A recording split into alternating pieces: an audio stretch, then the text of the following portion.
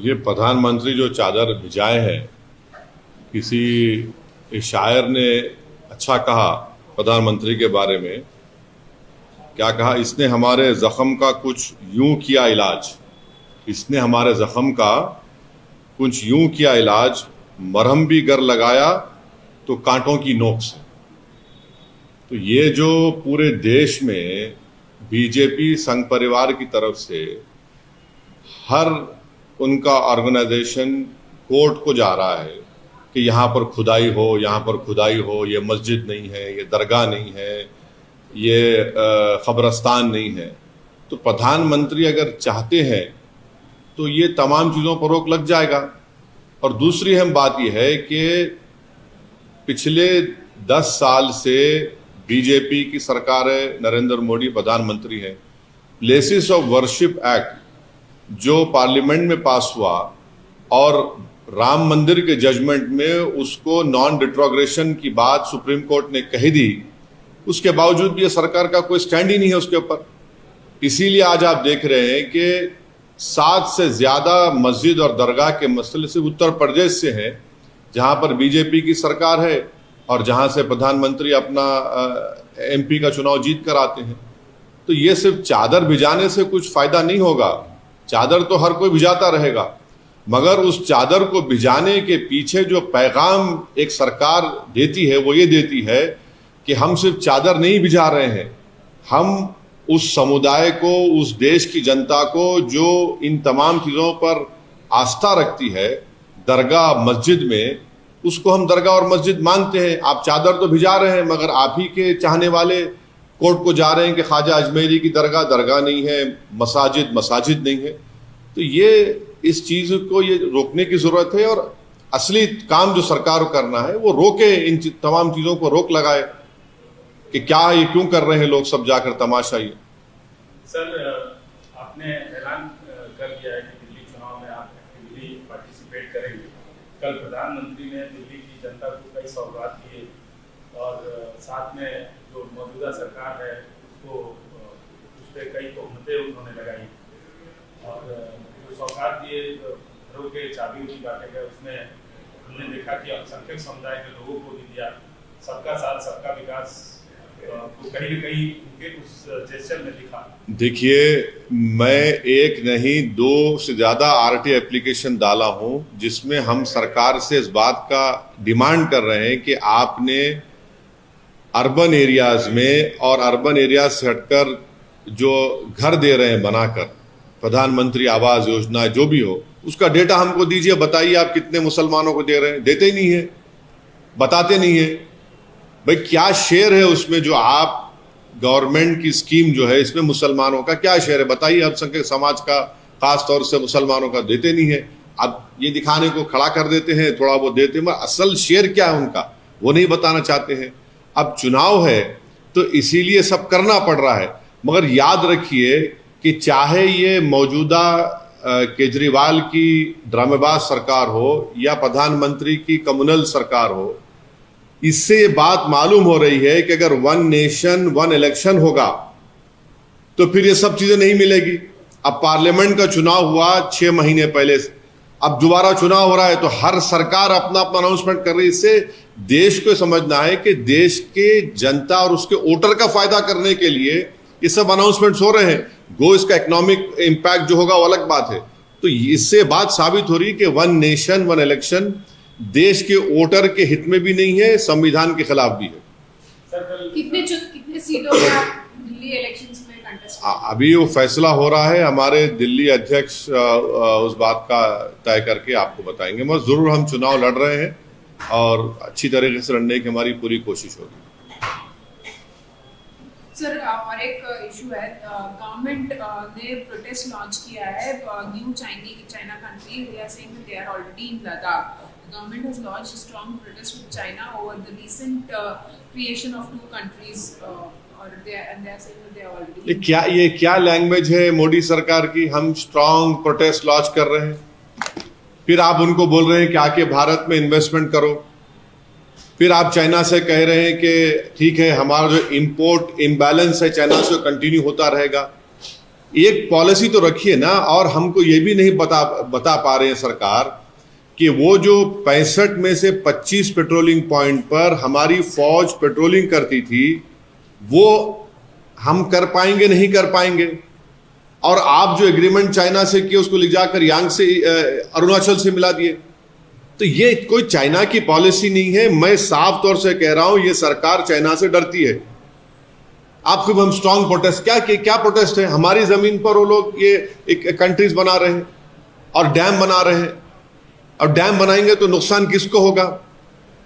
माने billions of dollars क्या उस चाइना ने अनाउंस कर दिया। तो खुद बीजेपी वाले कह रहे नुकसान हो रहा तो क्या करेंगे? आप खाली जबानी बोलेंगे? आप सरकार में हैं, आप पावर में हैं, आप प्रधानमंत्री हैं, आपकी पार्टी है, आप इसको क्यों नहीं कर पाते हैं? रोक क्यों नहीं कर पाते इन चीजों को आप?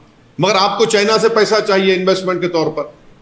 सर, केजरीवाल ने जो प्रीस्ट हैं अलग-अलग माध्यमों को उनको एक अमाउंट देने का एक तनख्वाह मुकर्रर किया कि ना देंगे सत्ता में आएंगे। क्या ये तुष्टीकरण की राजनीति नहीं है? और क्या एक सवाल में एक और चीज है, क्या आपके वहां एक्टिवली पार्टिसिपेट करने की वजह से ये चीजें हो रही है? नहीं, देखिए, एक बात आपको हम बता रहे हैं, तुष्टीकरण का जो आप बात कर रहे हैं, दिल्ली में जितनी विधानसभाओं में जहां पर अल्पसंख्यक समाज खास तौर से मुसलमान रहते हैं, आप जाकर उन इलाकों को देख लीजिए।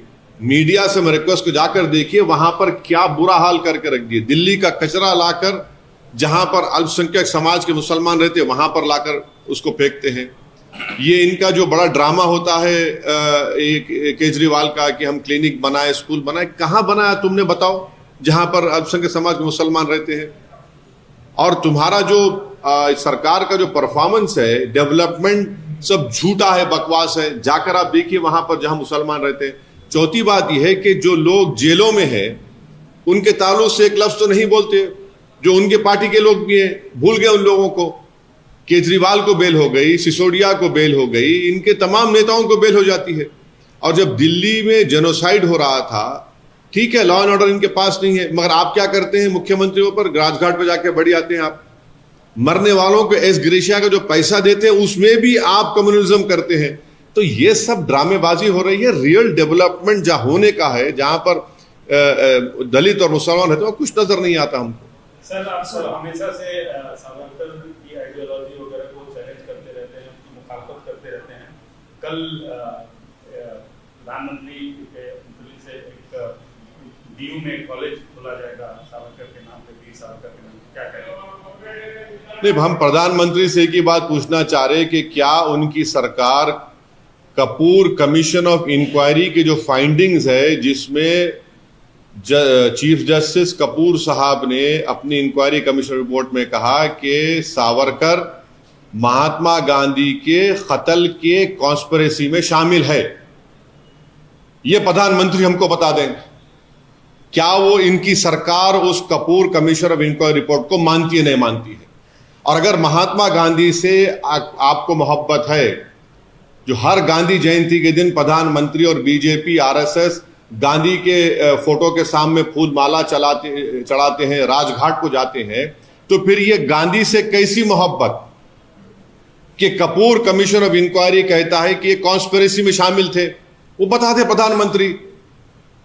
भाई, आपको मुगल नाम से नफरत है, ठीक है, हम समझ सकते हैं, आपको एलर्जी है उससे, मगर ये तो बता दीजिए कि गांधी से मोहब्बत है और गांधी के कॉन्स्पिरेसी में जिसका रोल रहा, आप उनसे ही मोहब्बत करते हैं।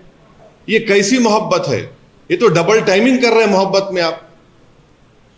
सर, आपको लग रहा है कि दिल्ली के चुनाव में हिंदुत्व की होड़ हो गई है आम आदमी पार्टी और बीजेपी में? दोनों हिंदुत्व पे हैं, दोनों में फर्क क्या है? कोई फर्क नहीं है दोनों में। दोनों आइडियोलॉजिकली एक ही है। दोनों की पैदाइश, इनको पैदा करने वाली अम्मा का नाम है आरएसएस। एक को जनसंघ को पैदा किया उन्होंने, बाद में फिर वो 1980 में बीजेपी बनी।